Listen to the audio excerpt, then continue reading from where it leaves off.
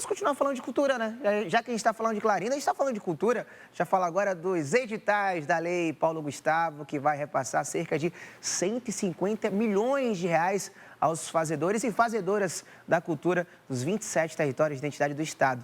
As inscrições serão abertas a partir de amanhã. É sobre isso que a gente conversa agora com o secretário estadual de Cultura, Bruno Monteiro. Bruno, sou aqui da Alegria. Boa tarde, seja bem-vindo. Antes da gente falar do edital, obviamente, é importante a gente celebrar, né, a vida do Clarindo, que é um agitador cultural muito importante para o nosso estado. Com certeza, a gente fica todos muito felizes em vê-lo em alta hospitalar, ver aí falando, mandando esse recado, e a gente tem que fazer para Clarindo aquilo que ele faz sempre para a cultura. Ó. Exatamente, bater palmas. Aquelas palmas dele empolgadas, saúde para ser o Clarindo. Agora vamos falar então aí do edital, né? Um avanço grande, um momento histórico para a nossa cultura, não é isso, Bruno? Olha, Raoni, a Paulo Gustavo Bahia, a Paulo Gustavo no país como um todo, mas especialmente aqui na Bahia, representa essa nova página da cultura nacional. Esse novo momento que nós estamos vivendo, felizmente, em que a cultura volta para o centro das decisões políticas, volta para a garantia de políticas públicas que acontecem, obviamente, quando tem orçamento para isso. E é o maior investimento na história da cultura brasileira.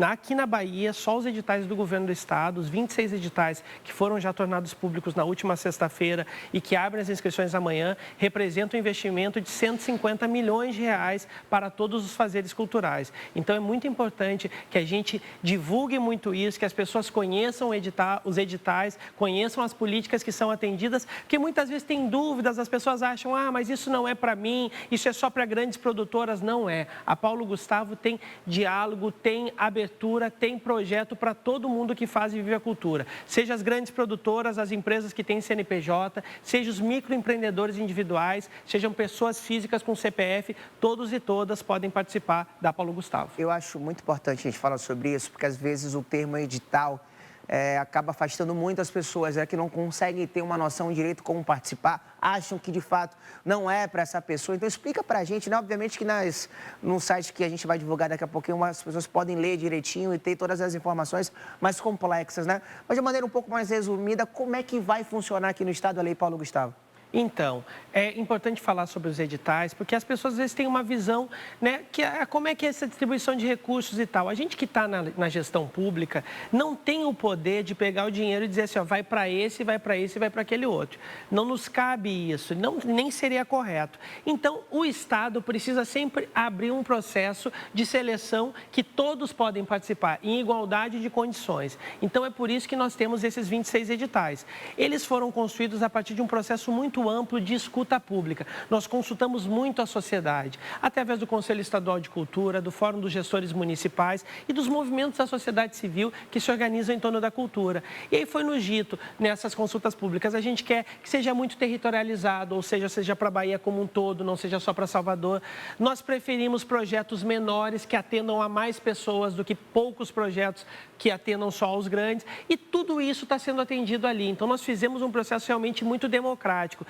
Os editais trazem o conjunto de informações, né? Claro, às vezes é uma linguagem um pouco mais difícil para quem não está acostumado, está lá as informações, mas não entende bem. O que nós estamos fazendo? Um processo muito grande, muito amplo também de formação, para tirar dúvidas. Nós já fizemos isso através dos nossos representantes territoriais de cultura, que estão em toda a Bahia, nos nossos centros de cultura, mas nós vamos fazer isso a partir de agora também, com videoaula, com material que vai explicar para as pessoas como funcionam os editais, com uma cartilha informativa e também com processos online de formação, em que as pessoas podem acessar, vai estar lá aberta uma sala dessas de reunião, podem acessar para saber o que se trata o edital, tirar suas dúvidas, porque nós queremos de fato que todas as pessoas que fazem cultura, que têm alguma relação com a cultura, possam acessar esses editais, possam se inscrever e ter os seus projetos beneficiados. Eu acho importante também te desenhar um pouco mais, secretário, sobre quem pode ter direito, né? Por exemplo, um coletivo de samba do Recôncavo, lá de Cachoeira, certo? Que é resistência, está lá levantando a cultura do samba da Bahia há muito tempo. E um coletivo de trap aqui do subúrbio ferroviário de Salvador, que está inicializando cada vez mais essa cultura nova, que tem acesso aos jovens. Esses dois grupos, que aparentemente são bem distintos, ambos podem participar e se inscrever nesse edital? Podem e devem participar. O objetivo é justamente esse, a gente ajudar na diversificação, qualificar cada vez mais os diferentes fazeres culturais. Não é só para quem sempre recebeu ou para quem já participou de algum edital. Não, é para todo mundo que vive de algum coletivo, sobretudo de cultura popular, cultura identitária, cultura imaterial, todos os nossos bens imateriais culturais tem uma divulgação extra, tem uma pontuação extra, porque nós colocamos como indutores, e isso é muito importante ser dito aqui, o que quer dizer? Vai pontuar melhor tanto manifestações da cultura popular, quanto projetos tocados por mulheres, pela população LGBTQIAPN+, para povos tradicionais, para pessoas com deficiência, como projetos que têm qualquer previsão de serem executados, serem desenvolvidos, serem realizados em escolas públicas, em centros de cultura públicos, em centros sociais urbanos, porque nós queremos promover uma grande ocupação desses espaços com a cultura. Não é só a cultura que se apresenta em grandes teatros, em grandes salas de espetáculo, mas é a cultura que está acontecendo nos paredões, é a cultura que está acontecendo na internet, nas redes, é a cultura que acontece nas praças públicas, nas escolas, é para todos esses que a Lei Paulo Gustavo está aí e esses recursos precisam, então, ser acessados por quem faz a cultura dessa forma mais ampla, mais diversa e mais democrática possível. E já falando desse assunto, quais são as principais áreas, né, que vão receber esse benefício? O pessoal da dança, da arte, o pessoal da música. Fala um pouco mais para a gente. Então, o recurso, 70% dele é para o audiovisual. Então, obviamente, dos nossos 26 editais, 10 são do audiovisual e os maiores valores também estão no audiovisual. Mas quando a gente fala de audiovisual, nós não estamos falando só da produção de filmes, só aquela produção tradicional de cinema.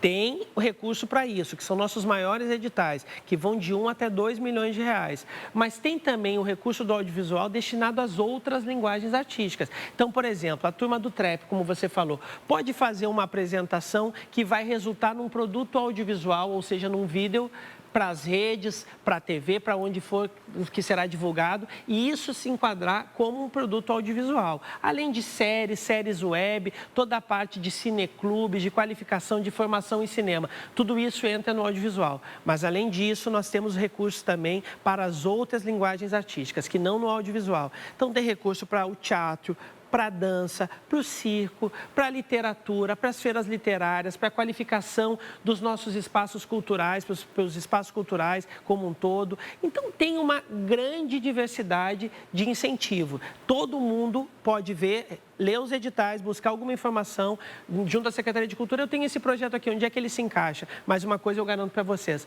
quem faz cultura, quem vive a cultura, com certeza tem um edital lhe esperando na Paulo Gustavo Bahia. A gente sabe, a partir de amanhã começam as inscrições, vai até o dia 25 de outubro, mas quero saber em relação ao cronograma também, né? Após esse período de inscrição, né? Depois do dia 26 de outubro, quais serão os próximos passos, né? Como é que vai ser o andar da Lei Paulo Gustavo para quem foi beneficiado, para quem teve o seu edital lá contemplado, como é que isso vai funcionar? Bom, tem um cronograma que está todo divulgado junto aos editais, porque a previsão da lei, estabelecida na lei federal, é que o recurso tem que ser todo pago ainda no ano de 2023, por ser uma lei emergencial. Então, nós temos essa obrigação de pagar até o final do ano.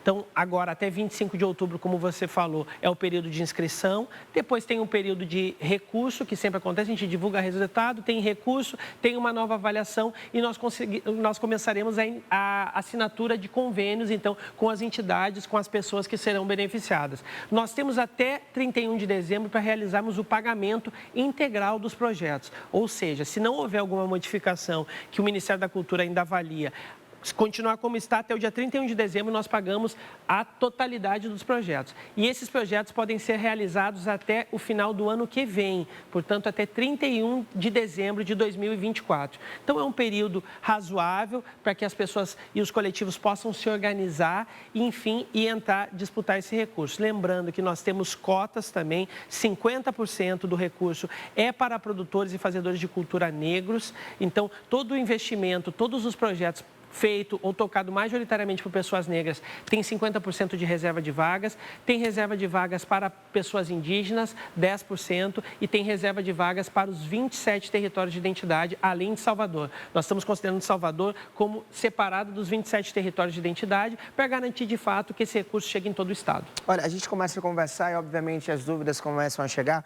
O Felipe Mendes, ele é de Feira de Santana, e ele pergunta, Raoni, as pessoas que têm, por exemplo, um bar, que promove ações gratuitas e culturais, podem se enquadrar nesse processo e receber incentivos da lei?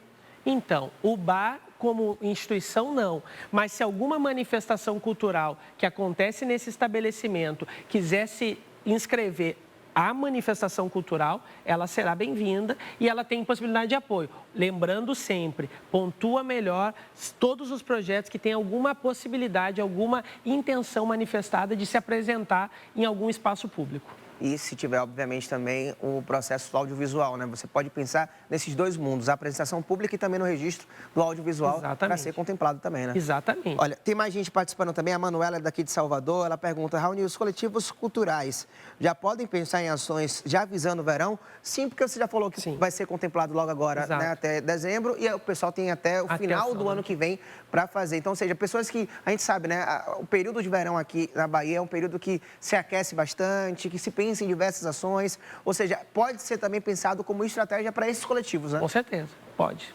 Para a gente finalizar, secretário, convido o pessoal, né, todos os produtores culturais, fazedores de culturas, dançarinos, músicos, escritores, enfim, todo mundo que fomenta a cultura do nosso estado, da nossa Bahia, aqui na Câmara 3, para se inscrever no cultura.ba.gov.br. Lá tem acesso ao edital e também tem acesso a todas as informações. Exatamente, está tudo divulgado no nosso site, nas nossas redes sociais, como você falou, cultura.ba.gov.br, nas redes da Secult-BA, com as informações dos editais que nós fizemos questão de divulgar alguns dias antes, sabendo que é um mês só de inscrição. Então, como tem muita documentação, tem prazo, nós divulgamos alguns dias antes para que as pessoas já fossem lendo, se inteirando. E o que a gente pode dizer é que a Paulo Gustavo Bahia representa esse novo momento da cultura. Uma cultura que chega mais perto das pessoas, uma cultura com a capacidade de promover a inclusão social, o desenvolvimento das cidades, dos territórios, a promoção, a divulgação de tudo que é produzido na Bahia, da nossa diversidade cultural, além de geração de emprego, de geração de renda.